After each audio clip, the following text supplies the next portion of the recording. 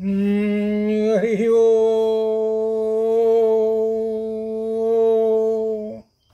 गुरुब्रह्मा गुरुर्विष्णु गुरुर्देवो महेश्वरः गुरुः साक्षात् परं ब्रह्म तस्मै श्री गुरवे नमः।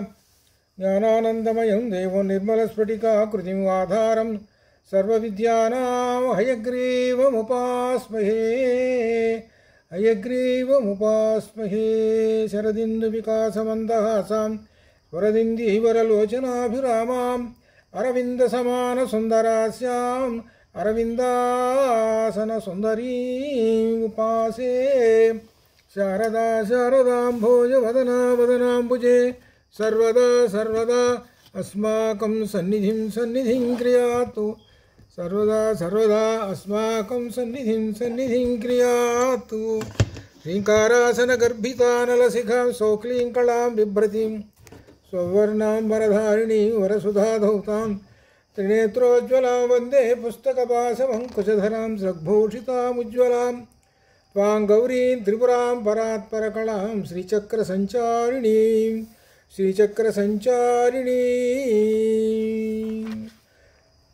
భండాసురవధలో గేయచక్ర రథారూఢ మంత్రిని పరిసేవిత అనేటువంటి నామంలో ఒక విశేషం. ఇందులో గేయచక్రము అనేటువంటిది ఒక రథం. ఈ రథం పేరు. అమ్మవారు శ్రీచక్రం అనేటువంటి రథం మీద ఉన్నది. తర్వాత మంత్రి గారు ఎవరన్నమాట? మంత్రి గారు. దీనిలో విశేషం గేయచక్ర రథారూఢ మంత్రిని పరిసేవిత. రాజుగారు ఉన్నారు, రాజుగారి పక్కనే మంత్రి గారు ఉన్నారు. మంత్రి గారు కూడా ఉంటేనే కదా, మంత్రి గారు ఉండాలి, తర్వాత సైనాధిపతులు సైన్యం ఇదందరూ కూడా వస్తారు. సరే, మంత్రి గారిని గురించి చెబుతున్నారు. మంత్రి గారు ఎవరు, ఎట్లా వచ్చారు అని అంటే అమ్మవారి యొక్క బుద్ధిలో నుంచి ఉద్భవించినటువంటిది మంత్రిని. అంటే అర్థం ఏమిటంటే బుద్ధి యొక్క విశేషమే మంత్రి అనగా. మంత్రి అంటే మంత్రాంగము నడిపేటువంటిది అనగా, మంత్ర రహస్యము తెలిసినటువంటిది అనగా. అర్థం ఏంటి? మంత్ర రహస్యాన్ని ఉపాసించితే మన బుద్ధి వికసిస్తుంటుంది. మన బుద్ధి వికసిస్తుంది. అంటే శ్రీ విద్యా మంత్రాన్ని కనుక ఉపాసిస్తే మన బుద్ధి వికసిస్తుంటుంది.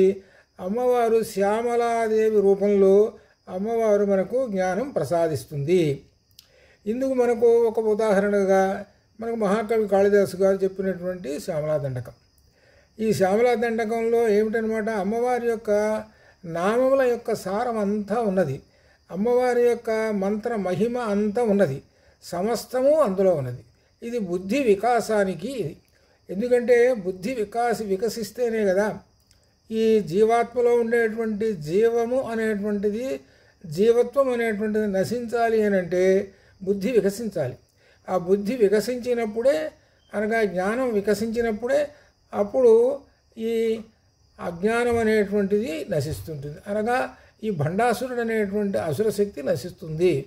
కాబట్టి అందువలన బుద్ధి వికసిస్తుంది. కాబట్టి శ్రీ విద్యా మంత్రాన్ని ఉపాసించండి అని మనకు ధ్వనిగర్భితంగా చెబుతున్నటువంటి విశేషం.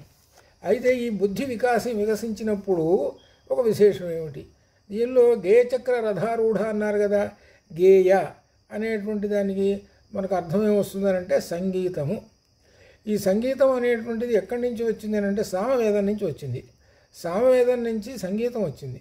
సంగీతం అంటే అసలు అర్థం ఏంటి? సరిగమపద అనేటువంటి సప్తస్వరాలతోటి వచ్చినటువంటిది. ఈ సంగీతం అనేటువంటి దానిలో ఏమిటి విశేషం? జ్ఞానం నింపబడినటువంటిది. అందుకనే అమ్మవారికి ఏమిటో సరస్వస్య స్తనద్వయం ఏకం ఆపాత మధురం అన్యది ఆలోచనామృతం. అమ్మవారి యొక్క స్తనద్వయం ఒకటేమో ఆపాత మధురం. వింటుంటే ఇంకా స్వర్గానికి వెళ్ళిపోయినామా, అమృతాన్ని తాగుతున్నామా అన్నట్టు అనిపిస్తుంటుంది. ఇంకొక స్తనం అనేటువంటిది సాహిత్యం. ఈ సాహిత్యం అనేటువంటిది చాలా గొప్పది. ఈ సాహిత్యం అనేటువంటిది మహాకవి కాళిదాసు గారు, అలానే వాల్మీకి మహర్షి గారు, ఇట్లా అనేక మంది కవులు మనకు అందించినటువంటి గ్రంథాలు ఉన్నాయి, పురాణాలు ఉన్నాయి. ఈ కవులకు అందరికీ మొట్టమొదటి కవి చెప్పాలి అంటే వ్యాస మహర్షి. ఆ వ్యాస మహర్షి అందించినటువంటి మరి పురాణాలు ఇటువంటివి ఇంట్లో అనమాట. ఇదంతా ఏమిటనమాట? ఎక్కడి నుంచి ప్రసాదితము? అమ్మవారి నుంచి ప్రసాదితము.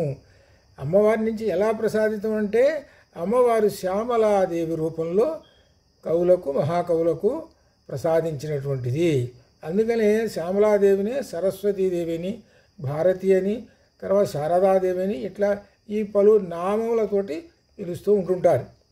కాబట్టి ఆ అమ్మవారిని ఇలా శ్రీ విద్యామంత్రంతో కనుక ఉపాసన చేస్తే అమ్మవారు మనకు బుద్ధి వికసింపజేస్తుంటుంది, అనగా జ్ఞాన వికాసం కలుగుతుంటుంది.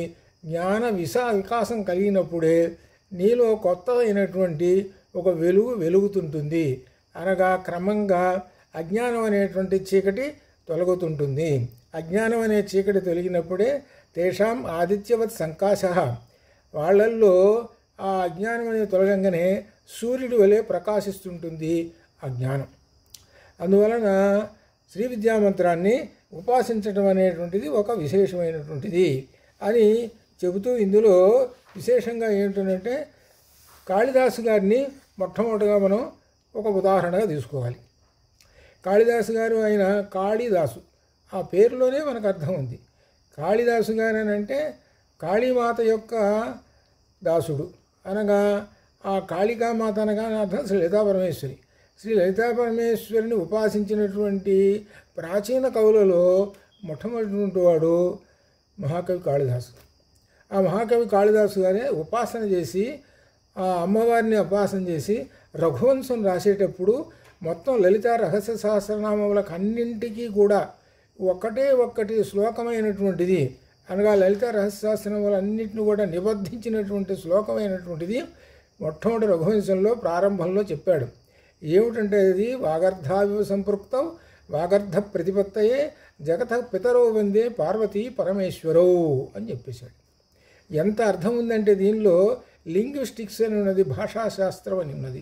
ఈ భాషాశాస్త్రం అంతటికీ మూలమైనటువంటిది ఈ శ్లోకం. అనగా ఈ భాష ఉంటేనే ఈ మానవుడు, భాష లేకపోతే మానవుడు కాదు.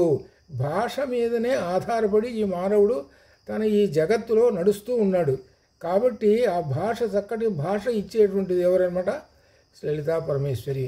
కనుక చక్కటి వాక్కులు రావాలన్నా కానీ అమ్మవారిని ఉపాసించండి.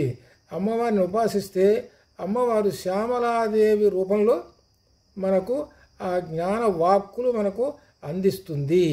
ఇది ఎప్పుడైతే జ్ఞానవాక్కులు వస్తూ ఉన్నాయో మనలో ఉన్నటువంటి అసుర శక్తి క్రమంగా వెనక్కి పోతూ ఉంటుంది, అనగా మనం అసుర శక్తిని జయిస్తున్నాము అని అర్థం అది. అందుకనే రామాయణంలో ఆంజనేయ స్వామి వారు ఆయన గొప్ప విద్వాంసుడు.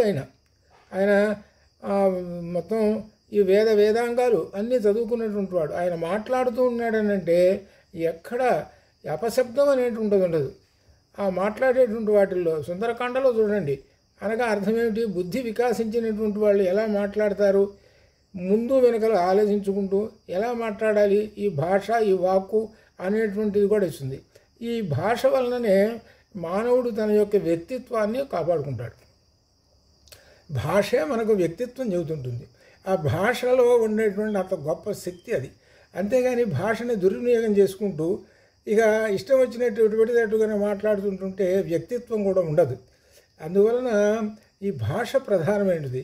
ఈ భాష అనేటువంటిది వాక్కులు. ఆ వాక్కులు అనేటువంటివి శ్రీ లలితా పరమేశ్వరి మనకు శ్యామలాదేవి రూపంలో మనకిస్తుంది. కనుక శ్యామలా దండకము శ్యామలా దండకాన్ని అందరూ నేర్చుకొని ఈ నవరాత్రుల్లో శ్యామలా దండకాన్ని కనుక అమ్మవారి ముందు కనుక పారాయణ కనుక చేస్తే అమ్మవారు తప్పనిసరిగా ఎవరైతే చేస్తున్నారో వాళ్ళందరికీ కూడా మంచి వాక్కులు ఇస్తుంటుంది. విశేషించి ఏమిటంటే ఈ శ్యామలా దండకంలో దీర్ఘ సమాస భూయిష్టమై ఉంటుంది. విశేషించి ఇంకా మంత్రమయమైనటువంటి ఈ పదములు, మంత్రమయం, ఎక్కడా వ్యర్థంగానేటువంటిది పదం అనేటువంటి ఒక్కటి కూడా లేదు. అంత గొప్ప విశేషమైనటువంటిది శ్యామలా దండకం. కాబట్టి శ్యామలా దండకాన్ని ఈ నవరాత్రుల్లో ఎవరైతే గనక చక్కగా పారాయణ చేస్తారో వాళ్ళకి అమ్మవారు వాళ్ళకి చక్కని భాష వాక్కు ఇస్తుంది. అనగా దాని అర్థం ఏంటి? ముఖ్యంగా విద్యార్థులు కనుకైతే, విద్యార్థులైతే వాళ్ళకి మంచి ప్రగతి ఉంటుంది, మంచి మార్కులు వస్తాయి. ఇంకా విశేషమైనటువంటి విద్యాబుద్ధులు ఏర్పడతాయి. అంత గొప్ప విశేషమైనది శ్యామలాదండకం. కాబట్టి శ్యామలాదండకం అని అంటే శ్యామలాదేవి. శ్యామలాదేవి అనగా అర్థం ఏమిటి? లలితా పరమేశ్వరి. ఇది లలితా పరమేశ్వరి యొక్క తత్వం. ఆ తత్వం అర్థం చేసుకున్నటువంటి వాడు, అమ్మవారి తత్వాన్ని అర్థం చేసుకున్నటువంటి వాడు ఇగో వీటిని తీసుకొని వాటిని పట్టుకొని ఆరాధిస్తుంటారు. అట్లనే కేవలం శ్యామలాదండకమే కాదు, మనకు దీనిలో ముఖ్యంగా అన్నమాచార కీర్తనలు ఉన్నాయి, తర్వాత నారాయణ తీర్థుల తరంగిణులు ఉన్నాయి, అలా త్యాగరాజు వారి కీర్తనలు ఉన్నాయి. అట్లా ఈ విధంగా ఉన్నాయి. ఇవన్నీ కూడా ఏమిటనంటే గొప్ప సాహిత్య విలువలు, సంగీత విలువలు తోటి ఉన్నటువంటివి, అంత గొప్పవి. వాటిని కూడా ఉపాసించడం అనేటువంటిది, లేకపోతే కనీసం వినటం అనేటువంటిది ఉంటే వాటికి అమ్మవారి యొక్క అనుగ్రహం ఉంటుంది. అది ఇక్కడ విశేషంగా చెబుతున్నటువంటిది. అది అలా చెబుతూ గిరిచక్ర రథారూఢ దండనాథ పురస్కృత. గిరిచక్ర, కిరి అంటే అర్థం ఏమిటంటే వరాహము అని అర్థం. వరాహం కిరి అంటే. గిరిచక్ర రథారూఢ అనగా అమ్మవారి యొక్క ఆ రథానికి అన్ని వరాహములతోటి ఉన్నటువంటిది. ఆ వరాహములే చక్రంగా ఉన్నది. అదొక రథం. ఇప్పుడు 2 రథాలు వచ్చినాయి. సెంటర్లోనేమో శ్రీచక్ర రథం ఉంది, అక్కడ అమ్మవారు ఉన్నారు. రైట్ సైడ్ ఏమో అమాత్యులు ఉన్నారు, శ్యామలాదేవి ఉన్నది. ఇప్పుడు తర్వాత వైపు వారాహి దేవత ఉన్నది. ఈ వారాహి దేవత అనేటువంటి గిరిచక్ర రథారూఢ దండనాథ పురస్కృత అనేటువంటిది ఏమిటనమాట? దీనిలో విశేషం చెప్పేది గొప్ప విశేషం ఉన్నది. ఆ అమ్మవారి చేతిలో ఏమున్నది అని అంటే దండం ఉన్నది. అది అమ్మవారి చేతిలో దండం ఉన్నది. అసలు దండనాథ పురస్కృత ఏమిటంటే ఈ దండం అనేటువంటిది, ఈ దండం అసలు ఎవరి చేతిలో ఉంటుంది? యమధర్మరాజు చేతిలో ఉంటుంది దండం. అనగా ఆయన శిక్షిస్తుంటాడు. ఆయన ఈ పాపులు వచ్చినటువంటి వాళ్ళందరినీ శిక్షిస్తుంటాడు. అనగా యమధర్మరాజు దగ్గరికి వెళ్ళాడు అని అంటే వాడు నరకానికి పోయినాడు అని అర్థం. అది ఇప్పుడు అమ్మవారి చేతిలోనే దండం ఉన్నది అని అంటే యమధర్మరాజుకే భయం, నిన్నే దండిస్తాను. ఎట్లా అంటే దండించడం, ఎవరైతే నన్ను ఆశ్రయిస్తారో వాళ్ళందరికీ కూడా నేను శరణు ఇస్తాను, కాబట్టి నువ్వు వాళ్ళని ఏమీ చేయలేవు. ఇది ఇక్కడ ఉంది విశేషం. మరి ఎట్లా మరి అనేటువంటి దీనికి మరి అట్లయితే నన్ను ఆశ్రయించితేనే అంటే అర్థం ఏమిటి? అసలు ఇక్కడ ఒక విశేషం తెలుసుకోవాలి. ఏమిటంటే గిరిచక్ర రథానూఢ దండనాథ పురస్కృత. ఇక్కడ అమ్మవారు ఏమిటనమాట? కిరి వరాహములతో ఉండేటువంటి చక్రాలతోటి వచ్చినటువంటిది అమ్మవారు.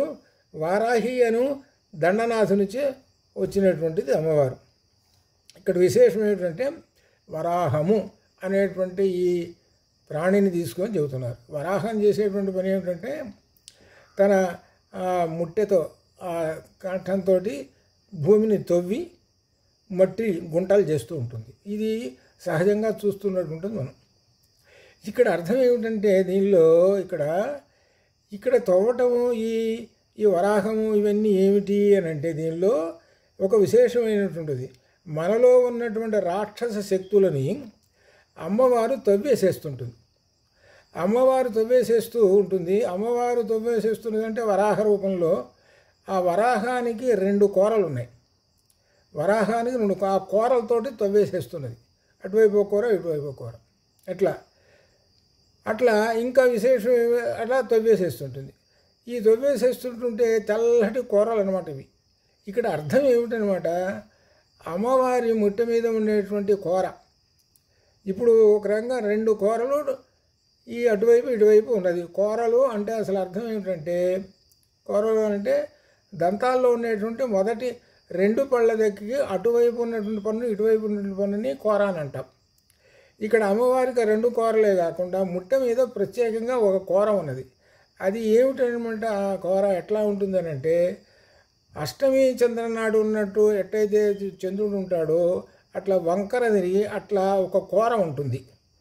అది ఆ కూర అది తెల్లగా, అది వజ్రాయుధంలాగా ఉంటుంది. దానితోటి తవ్వేసేస్తుంటుంది. ఇది అర్థం. ఇక్కడ ఏమిటి? తెల్లనైనటువంటి కూరతోటి వాడి యొక్క పాపములన్నీ కూడా పాపములన్నీ కూడా తవ్వేసేస్తుంటుంది. ఎవరు? వారాహి మాత. వారాహి మాత అని అంటే చాలా గొప్పది. ఏంటంటే విశేషము, ఏ జీవుడైతే కర్మలు ఉన్నంత కాలము వాడు అనేక జన్మలు పొందుతుంటాడు. కర్మలు ఉన్నంతకాలం కూడా వాడు పాపాలు పుణ్యాలు అనుభవించాలి. సుకృత దుష్కృత అనేటువంటి రెండు కర్మలు ఉంటాయి. సుకృత కర్మ అంటే పుణ్యకర్మ, మంచివి అనగా అతను ఏదో పూర్వ జన్మలో చేసుకునేటువంటి మంచి కర్మలు, లేకపోతే ఏ జన్మలో చేసుకునేటువంటి వాటికి అనుభవించేటువంటివి. అట్లనే దుష్కృత కర్మలు కూడా ఉంటాయి, పాపాలు. మరి అట్లయితే పుణ్యాలంటే సుఖంగా అనుభవిస్తావు సరే, మరి అట్లయితే పాపములు అనేటువంటి అనుభవించాల్సి వచ్చేటప్పటికి ఎట్లా పాపకర్మలు. అందువలన అమ్మవారిని ఉపాసించినటువంటి వాళ్ళకి పాపకర్మలు అనేవి ఉండవు అని అర్థం. అది ఆ పాపకర్మలు అనేటువంటి వాటన్నిటిని కూడా తవ్వేసి అవతల వేసేసి వాళ్ళని జ్ఞానస్వరూపులుగా చేస్తుంటుంటుంది. అది గొప్ప విశేషమైనటువంటి అనమాట. కాబట్టి మానవుడు వారాహీమాతను ఉపాసిస్తూ ఉంటుంటాడు.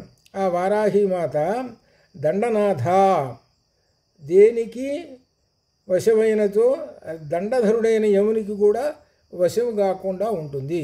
దండధరుడైనటువంటి ఆ యముడికి కూడా వశం కాదు, పైగా ఆ యముడికే భయం అన్నమాట. అంటే ఎవరైతే ఆ వారాహీమాతను పట్టుకుంటారో వాళ్ళందరికీ యమధర్మరాజు ఏమీ చేయలేడు. ఇది యముని బారి నుండి తప్పించుకోవాలి అని అనుకున్నటువంటి వాళ్ళు వారాహీమాతను పట్టుకోండి అది చెబుతున్నారు. అది ఆ వారాహీమాత ఎవరు? లలితా పరమేశ్వరి యొక్క రూపమే ఆ వారాహీమాత.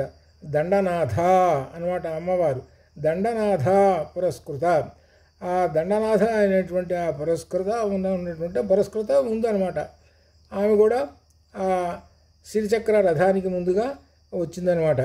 ఆ వారాహి అనేటువంటి దండనాథుడు అన్నమాట. ఇది ఇట్లా అనమాట. దండము అనగా చేతిలో ఉండేటువంటి ఒక దండము.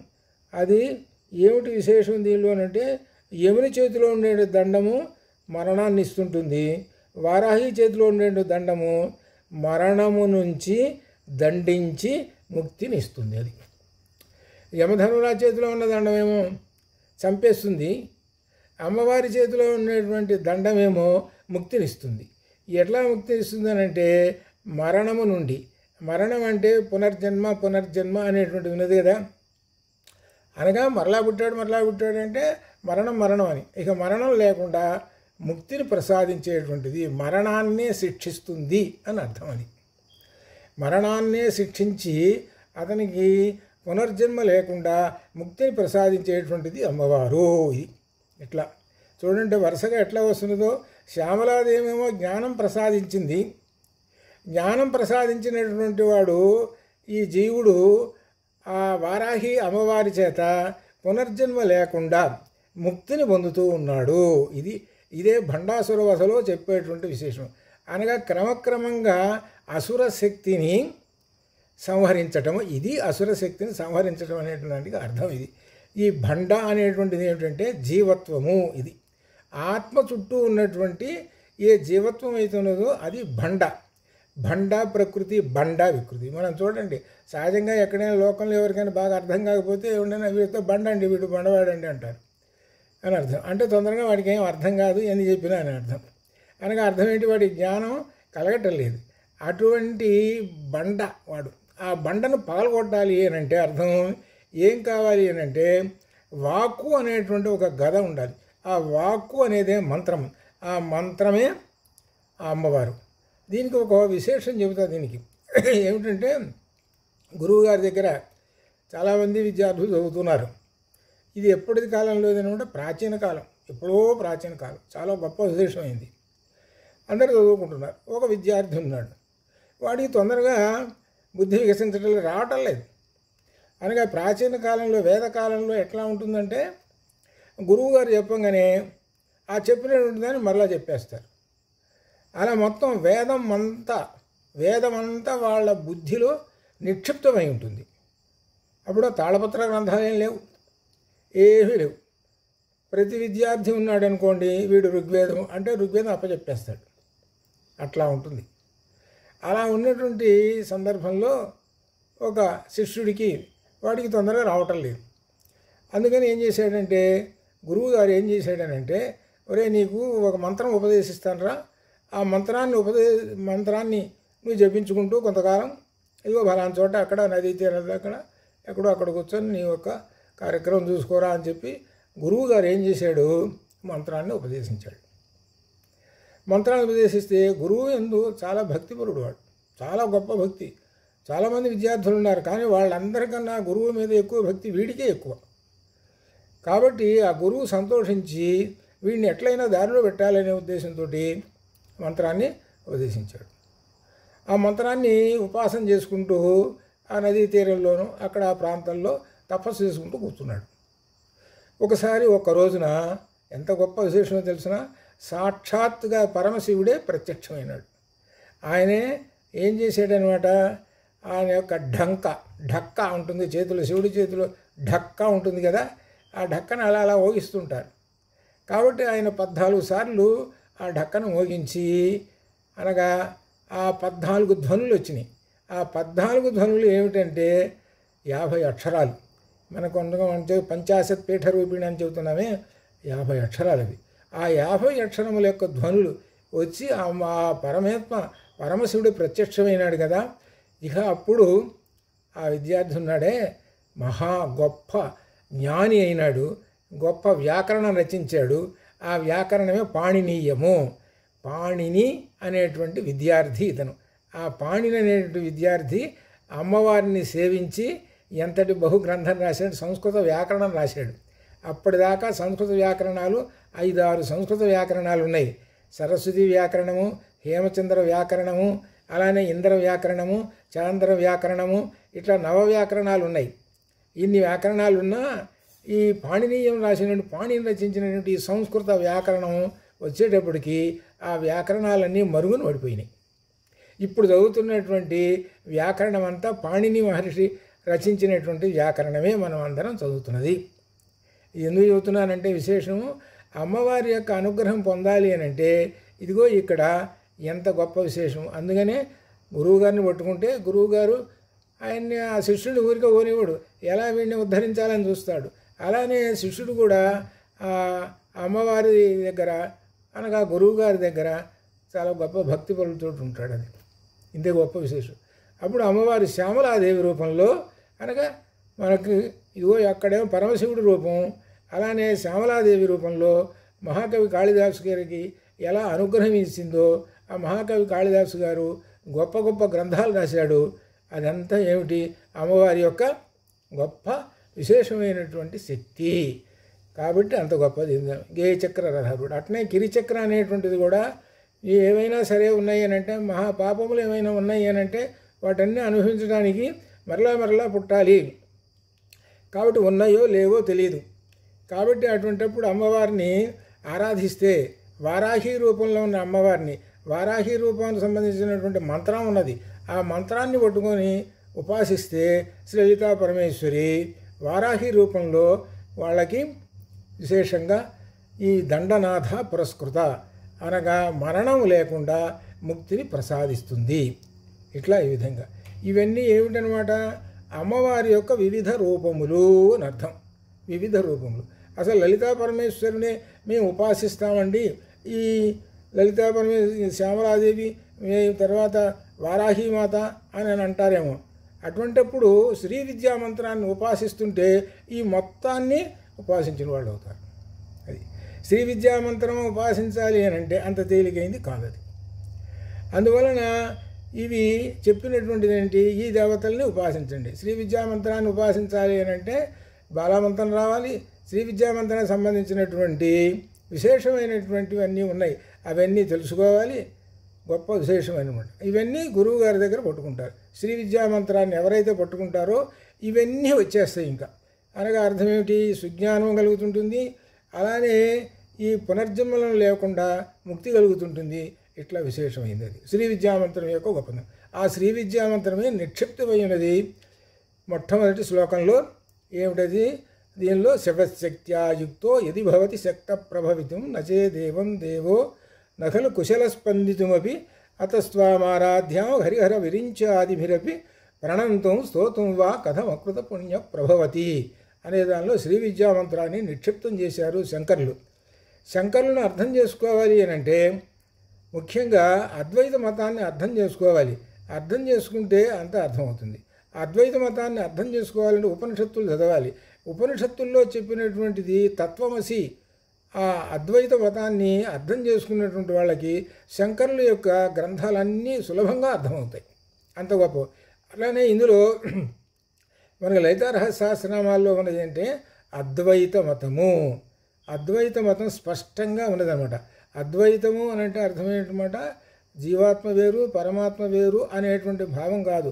జీవాత్మ పరమాత్మ అనేటువంటి వాళ్ళు ఒకళ్ళే, ఏకమేవాద్వితీయం బ్రహ్మ అని మనకు ఛాందోగ్యోపనిషత్తు చెబుతున్నదనమాట. ఇంతటి విశేషమైనటువంటివి మనకు ఉపనిషత్తుల్లో ఉన్నటువంటివి అర్థం చేసుకున్నటువంటి వాళ్ళకి ఈ లలితా రహస్య సహస్రంలో కరతలామలకములు అంత సులభంగా అర్థమవుతాయి అన్నమాట. అది వీటిల్లో ఉండేటువంటి ఆ మంత్రశక్తి ఏమిటి అనే విశేషం అంతా అర్థమవుతుంది. అలా అయిన తర్వాత కిరిచక్ర రథారూఢ వారాహిమాత తర్వాత జ్వాలామాలినికాక్షిప్త వకిలి ప్రాకార మధ్యగా అనేటువంటి మరలా ఒక నామం వస్తుంది. ఈ నామంలో ఏమిటంటే జ్వాలామాలినిక అనేటప్పటికీ ఇది చతుర్దశి రోజు ఉన్నటువంటి తిథి దేవత. మనకు తిథి మండల దేవతలు ఉన్నారు. తిథి మండల దేవతలు ఎంతమంది ఉన్నారు? 15 + 1 16. 15వ రోజు ఏమవుతుందన్నమాట, పౌర్ణమి అవుతుంది. మరి 16 ఉంది కదా, 16 ఎవరు అనమాట, అమ్మవారు. అమ అనేటువంటి కళతోటి అమ్మవారు ఉంటుందన్నమాట.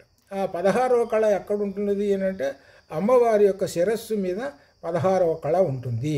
ఇది అమ్మవారి శిరస్సు 16వ కళ. ఈ 16వ కళ అంటే ఏమిటంటే సమస్తము అంత పరమాత్మ యొక్క స్వరూపం. అనగా ఏమిటి ఆ కళలో ఉన్నది అంటే శివశక్త్యాయుక్తో, శివ ప్లస్ శక్తి రెండూ కలిసినటువంటి ఏకమైనటువంటి శక్తి ఆ 16వ కళ అనమాట. అది ఆ కళ ఉన్నదనమాట. ఆ కళను చూసి మనం నమస్కారం చేస్తే సరి. అందుకనే ఆ కళ ఎలా ఉంటుందంటే సన్నగా ఉంటుంది.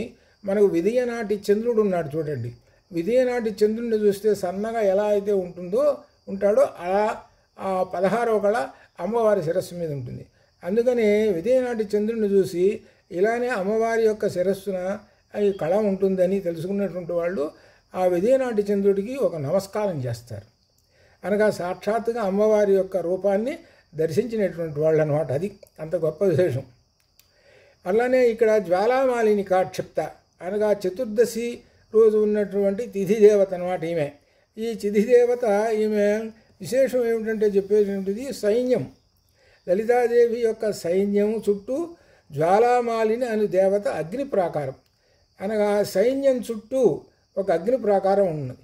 అగ్ని ప్రాకారం ఉండటం వల్ల సైన్యం ఏమాత్రం చెడకుండా ఆ సైన్యానికి ఎటువంటి ఆపద రాకుండా ఉండేటువంటిది అనమాట. ఆ సైన్యాన్ని రక్షిస్తూ ఉంటుంటుంది అని దాని యొక్క అర్థం అనమాట. అది అనమాట. అది ఇట్లా ఈ విధంగా అనమాట. కాబట్టి ఇక్కడ శుక్లపక్ష చతుర్దశి రోజున తిథి దేవతను చూడండి ఎలా ఉంటుందంటే ఆ పౌర్ణమికి దగ్గరగా ఉన్నటువంటి చతుర్దశి రోజున ఉన్నటువంటి ఆ తిథి దేవత అనమాట. అది కాబట్టి ఇక్కడ ఒక విశేషం కూడా చెబుతున్నాడు అనమాట. ఏమిటంటే వఖిని శబ్దాన్ని ఉపయోగించాడు.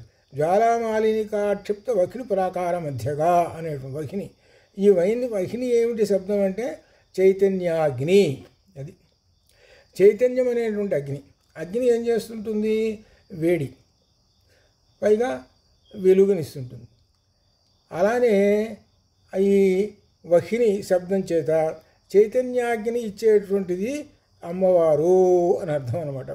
అమ్మవారు ఈ దేవతను ఉపాసిస్తుంటుంటే వారిలో చైతన్యాన్ని కలుగు చేస్తూ ఉంటుంటుంది అని దీనిలో విశేషమైనటువంటిది ఇక్కడ దీనిలో. అది కాబట్టి ఇందులో విశేషమైనటువంటిది జ్వాలామాలినికాక్షిప్త. ఇక్కడ ఒక విశేషం, తిథిమండల దేవతలు ఉన్నారు. ఈ తిథిమండల దేవతలకి ఒక్కొక్క దేవతకి ఒక్కొక్క రూపం ఉన్నది. ఒక్కొక్క దేవతని ఉపాసించే విధానం, ఒక్కొక్క దేవతకి మనకు బాలామంత్రం మాదిరిగానే ఆ మంత్రాలు ఉన్నాయి. ఆ మంత్రంతో ఉపయోగిస్తారు.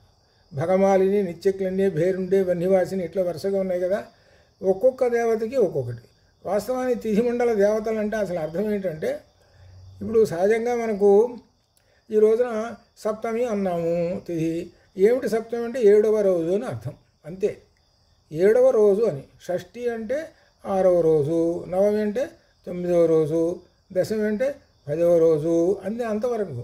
అంతేగాని దాంట్లో అమ్మవారి పేరు ఎక్కడ లేదు. కానీ ఇక్కడ తిథిమండల దేవతల్లో ఒక్కొక్క రోజున ఒక్కొక్క దేవత పేరు, అమ్మవారు ఆ దేవత పేరుతో ఉంటుంది. ఇది అమ్మవారు ఆ దేవతతోటి. చతుర్దశి రోజున అమ్మవారు జ్వాలామాలినికాక్షిప్త అనేటువంటి పేరుతోటి అమ్మవారు ఉంటుంది.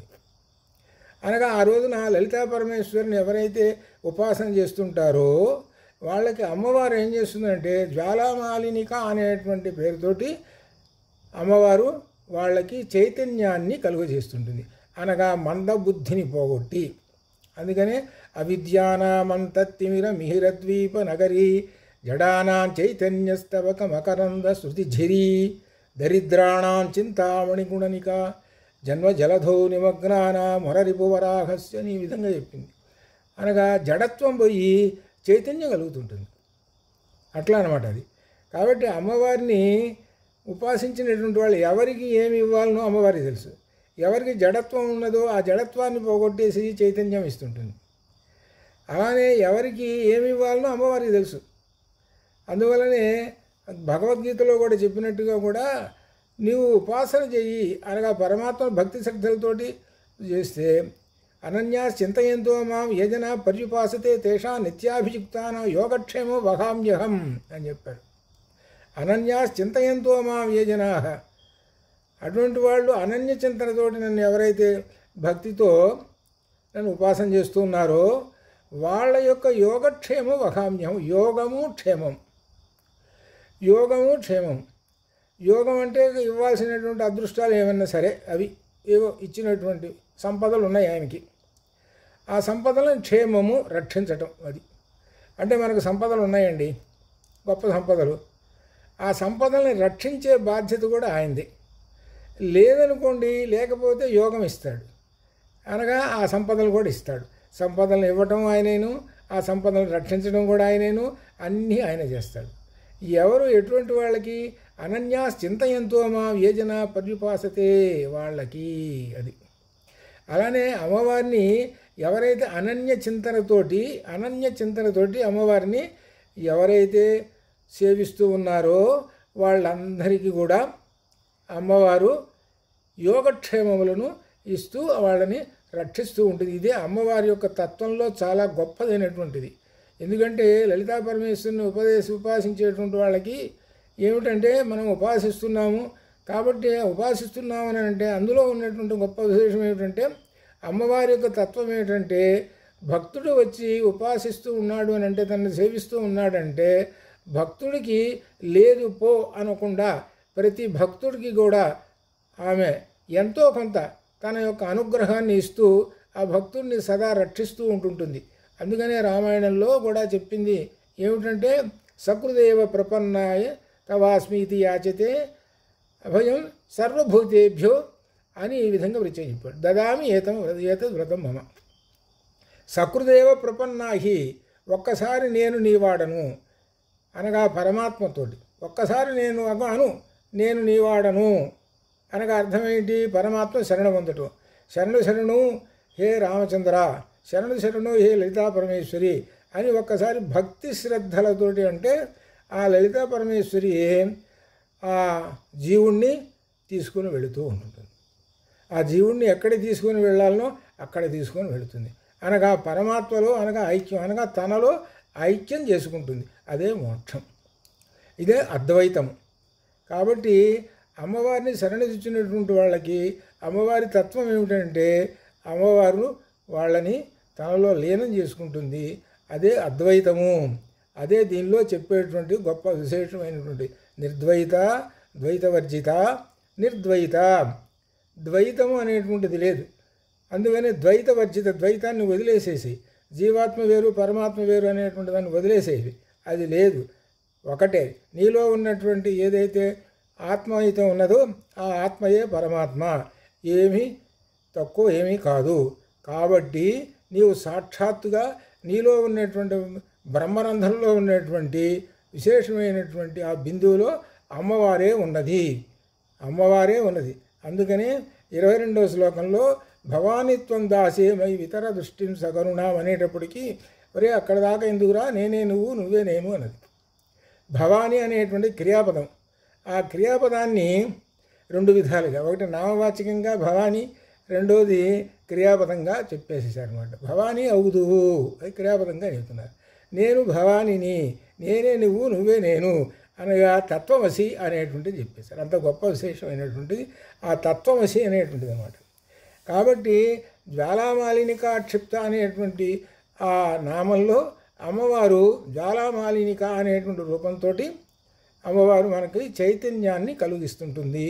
అనగా అర్థం ఏంటి? జడత్వం పోతుంది అని అర్థం. అది ఇక్కడ విషయం.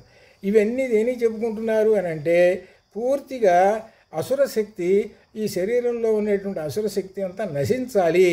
అది అసురశక్తి అంతా పూర్తిగా నశించినప్పుడే నీకు జ్ఞానం వికసిస్తుంటుంది. జ్ఞాన దీపము, ఈ శరీరం అంతా జ్ఞాన దీపంతో నిండిపోయి ఉంటుంది. ఆ జ్ఞానదీపంతో నిండిపోయినప్పుడు నీ యొక్క స్వస్వరూపమును తెలుసుకుంటావు. స్వస్వరూపము, స్వస్వరూపము, నీ యొక్క స్వస్వరూపం ఏమిటి? పరబ్రహ్మము. ఆ పరబ్రహ్మము యొక్క రూపాన్ని తెలుసుకుంటావు. ఆ తెలుసుకున్నప్పుడే జీవ బ్రహ్మైక్యం కలుగుతుంది. అప్పుడు ఆత్మయే పరమాత్మ అనే సంగతి తెలుసుకుంటావు. అంత గొప్ప విశేషమైనటువంటిది అద్వైతం చెబుతూ ఉంటున్నది. ఈ లలితా రహస్యనామాల్లో ముఖ్యంగా ఈ భండాసుర వధలో ఇది అర్థం చేసుకోండి అని చెబుతూ, భండ సైన్య వధోద్యుక్త శక్తి విక్రమ హర్షిత, భండ సైన్య వధోద్యుక్త, భండ సైన్య వధోద్యుక్త. భండాసురుని యొక్క సైన్యం ఉన్నది. ఆ సైన్యాన్ని వధించటం కోసం అన్నమాట. ఎవరు అనమాట? ఒక సేనాపతి, నకులి అని పేరు గల యొక్క శక్తి యొక్క ఒక సేనాపతి వస్తున్నారు. నకులి అనేటువంటి దేవతలు ఈ సేనాపతులు అనమాట. ఈ సేనాపతులు కూడా ఏం చేస్తారనమాట? వాళ్ళు ఎక్కువ కార్యక్రమాలు ఉంటాయి కదా యుద్ధంలో. సేనాపతి సైన్యం వాడి చేతిలో కదా ఉండేది. అట్లానే ఆ సేనాపతులు. కాబట్టి ఇక్కడ విశేషం ఏం చెబుతున్నారంటే, ఈ సేనాపతి ఏం చేస్తాడనంటే ఈ ద్వైత భావాన్ని పోగొడతాడు. ద్వైత భావాన్ని అనగా ఏమిటనమాట? ద్వైతం అని అంటే వేరు వేరు అని అర్థం. రెండు, అది వేరు ఇది వేరు, జీవాత్మ వేరు పరమాత్మ వేరు అనేటువంటి భావం ఉంటుంది. జీవాత్మ వేరు పరమాత్మ వేరు అనేటువంటి భావం అనేటువంటిది మనకు వేదాంతంలో లేదు, వేదాల్లో లేదు. వేదం ఏం చెప్పింది అనమాట? అద్వైతం చెప్పింది. ఏకమేవా ద్వితీయం బ్రహ్మ అని చెప్పింది. ఋగ్వేదంలో ఏం చెప్పింది? ఏకం సత్విప్రా బహుధా వదంతి, ఏకమేవా అని చెప్పాడు. అన్నమాచార్య కీర్తనలో కూడా బ్రహ్మమొక్కటే పరబ్రహ్మమొక్కటే అని చెప్పుకుంటూ వచ్చింది. ఇది అన్నమాచార్య కీర్తనలో కూడా. ఇట్లా ఈ విధంగా ఒక్కటే ఒక్కటే అని చెబుతుంటుంటే రెండు రెండు అంటామేమిటి? ద్వైతము. కాబట్టి ద్వైతాన్ని వర్జించేసేయాలి. ఆ ద్వైతం లేకుండా ఉండాలి. కాబట్టి జీవుడు ఎప్పుడు ద్వైతంలో ఉండకూడదు. జీవుడు తానే పరమాత్మ అనేటువంటి భావంతో ఉండాలి. కాబట్టి అద్వైతం అనేటువంటి భావాన్ని పోగొట్టేటువంటిది ఇక్కడ విశేషమైనటువంటిది అని చెబుతున్నాడు అనమాట. అద్వైతం అంటే ద్వైతం అనేది పోగొట్టాలి. ద్వైతం అనేది పోగొట్టి అద్వైతము అనేటువంటి చెప్పాలి. ఎప్పుడైతే ద్వైతం పోయిందో అప్పుడు అద్వైతం వస్తుంది. ద్వి అంటే రెండు, అనగా ద్వి రెండు ఏంటి? జీవాత్మ వేరు పరమాత్మ వేరు అని అర్థం ద్వైతం. అద్వైతం అంటే జీవాత్మ పరమాత్మ ఒక్కటే, ఈ రెండింటిలో ఏమీ భేదం లేదు అని చెప్పటం. ఎవరైతే ద్వైతంతో ఉంటారో వేరు వేరని ఉంటారో వాళ్ళ యొక్క అజ్ఞానాన్ని పోగొట్టేసేసి వాళ్ళకి జ్ఞానం కలుగజేసేటటువంటిది ఈ నకులి అనేటువంటి ఈ సేన. అట్లా అనమాట. కాబట్టి ఇక్కడ అద్వైతాన్ని చెబుతున్నాను. ప్రత్యేకంగా అద్వైత శక్తి యొక్క విక్రమ విశేష యొక్క శక్తి, ఆ శక్తి కనబడుతూ ఉండదన్నమాట ఇట్లా. కాబట్టి ద్వైత భావాన్ని పోగొట్టి అద్వైత భావాన్ని కలుగజేయటమే ఇక్కడ నకులి యొక్క విశేషమైనటువంటిది దీనిలో. కాబట్టి ఇక్కడ మనకు చెప్పేటువంటి ఏంటి విశేషంగా? ఉపనిషత్తుల్లో ఏవైతే సారం చెబుతున్నాడో ఈ నామంలో, ఉపనిషత్తుల్లో ఏదైతే సారం చెబుతున్నా, ఉపనిషత్తులు అంటే వేదాంతాల్లో ఏం చెబుతున్నారు ప్రధానంగా అనంటే ఏకమేవా ద్వితీయం బ్రహ్మ అని చెప్పారు. ఏకమేవా ద్వితీయం బ్రహ్మ అని చెబితే దానికి విరుద్ధంగా ఉంటే ఎట్లా? వేదానికి విరుద్ధంగా ఉంటే ఎట్లా? వేదం ఒకటే అని చెబుతుంటే నువ్వు రెండనంటే ఎట్లా? కాదది. వేదాన్ని అతిక్రమించడానికి ఎవరికీ ధైర్యం లేదు. వేదం అనేటువంటిది అపౌరుషేయమైనటువంటిది, సాక్షాత్తు పరమాత్మ స్వరూపం. పరమాత్మ అని అంటున్నాడు కదా ఏకమేవాద్వితీయం బ్రహ్మానని. ఈ ఏకమేవాద్వితీయం బ్రహ్మానని ఛాందోగ్యోపనిషత్తులో ఉన్నది. అనగా ఛాందోగ్యోపనిషత్తు అంటే సామవేదం. అది కాబట్టి అద్వైతము స్థాపన ఉన్నది, ద్వైతాన్ని పోగొట్టడము అని అర్థం. ఎంతకాలం అయితే ద్వైతంతో ఉంటాడో వీడు బంధములతో ఉంటాడు. బంధములు అనంటే కర్మబంధాలతో ఉంటాడు. కర్మబంధాలతో ఉన్నాడనంటే అనేక జన్మలు పొందుతూ ఉంటుంటాడు అని అర్థం అనమాట. ఇది అట్లా ఈ విధంగా మనకు చెబుతూ దీనిలో ఇంకా విశేషంగా తర్వాత నామాల్లో కూడా ఒక విశేషంగా వస్తున్నది. అది కూడా మనం రేపు చూద్దాము. అంతవరకు మీరు ఈ నామములని ఒకసారి పునశ్చరణ చేసుకొని వీటిలో ఉండేటువంటి విశేషాలని గ్రహించండి. ఈ నామములు పైకి అర్థం ఏమిటనమాట, యుద్ధాన్ని చేస్తూ ఉన్నాయి అని అర్థం. అమ్మవారు యుద్ధానికి బయలుదేరింది.